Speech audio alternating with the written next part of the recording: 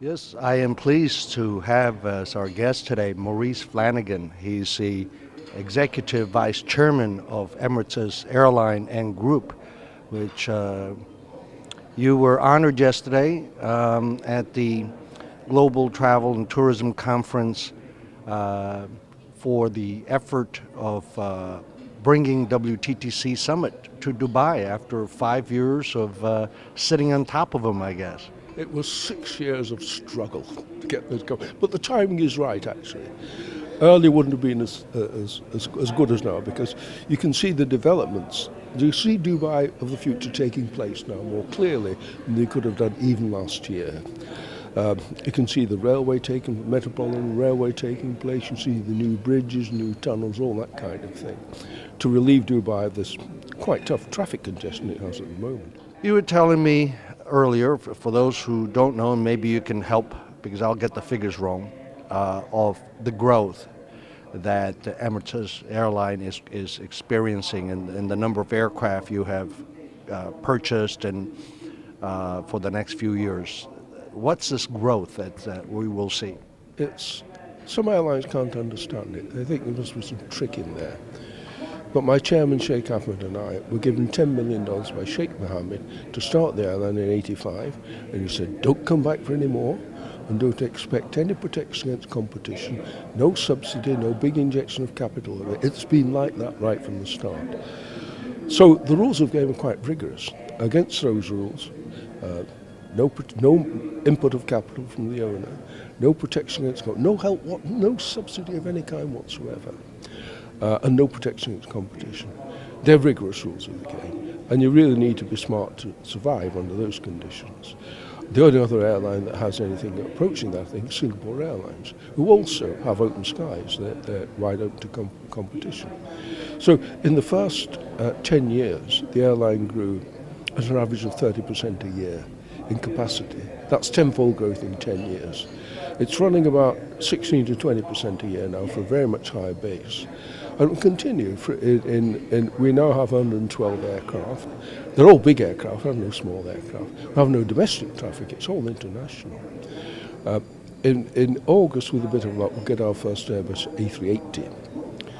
Then for 58 months, we'll have an A380 delivered under Boeing 777.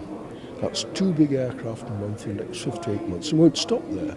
The airport at the moment has... So Emirates is growing at that rate. The airport has a capacity of 25 million passengers a year. It's designed for that. There'll be 40 million through this year. It's packed tight. It's bursting at the seams. But the work taking place now at the airport, which will be complete in May, will give it a capacity of 60 million. Now, although it be complete in May, there's no way it'll be open in May. We don't want another term 5 million. It won't be open, functioning as an airport, new concourse and terminal, and it's entirely for Emirates. It's 900 metres long. It's the terminal itself is underground with a ceiling 85 feet high. It's bigger and more complex than Terminal 5 at Heathrow, so you have to be very careful to open it right. The next phase will be a concourse 3, shaped like the present one, connected underground. That'll be finished next year. That will give the airport a capacity of 75 million passengers a year.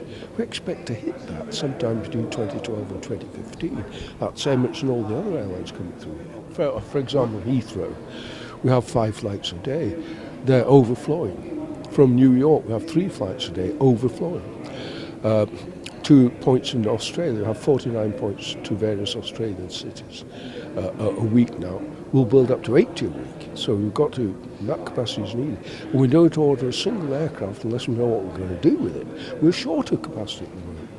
We know that if we had the aircraft, we could profitably serve St. Petersburg, Kiev, Madrid, Barcelona, various points in the States. I would not be surprised that Emirates would jump from number 7, largest international airline, to number 3 or, up there.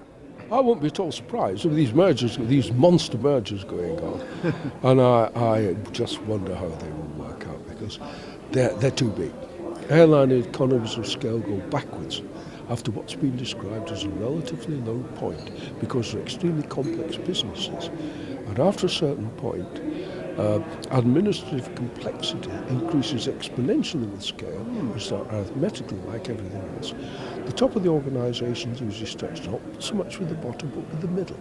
And middle managers start doing their own thing, the work starts overlapping, you've got to be so careful about that. So you will see, if you compare the results of a very efficient, very large airline with the results of an efficient small airline, you'll see that the small airline has lower unit costs than the very big airline. In the next year and a half, through the end of 2009, what do you think the travel tourism industry's major, let's first take opportunities, will be?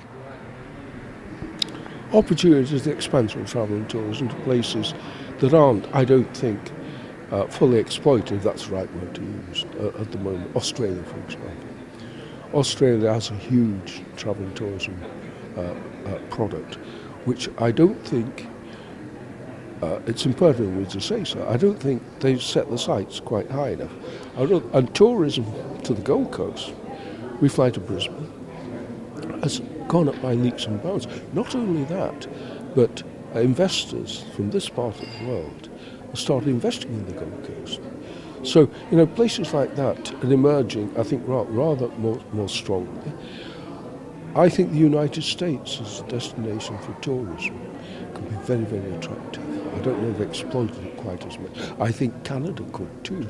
And how about the challenges between now and the end of 2009 that you think is looming out there potentially for travel and tourism industry around the world? Oil price. Fuel costs last year, something like just over 30% of our total expense. A few short years ago it was 13%. So now fuel costs us more than our people do, more than the cost of owning and leasing the aircraft. It's our biggest single element of cost now.